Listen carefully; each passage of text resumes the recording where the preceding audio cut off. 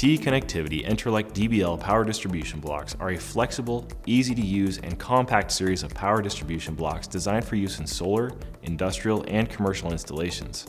The Entrelec DBL series can be used as a single or multi-pole splitter, or blocks can be reversed for grouping multiple inputs into a single output.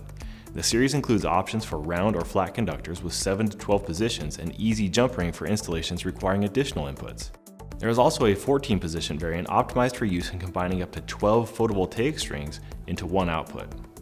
Specs and data are listed on the cover for easy reference, and the cover can open in both directions or be snapped on and off for easy wiring. It's also reversible to keep the data and specs readable when a block is used in the reverse or grouping configuration.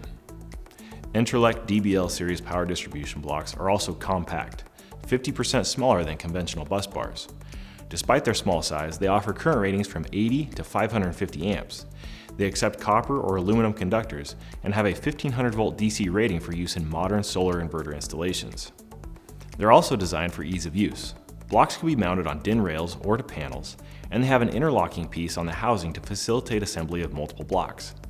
Each block includes pre-printed markers for fast and easy identification of the block.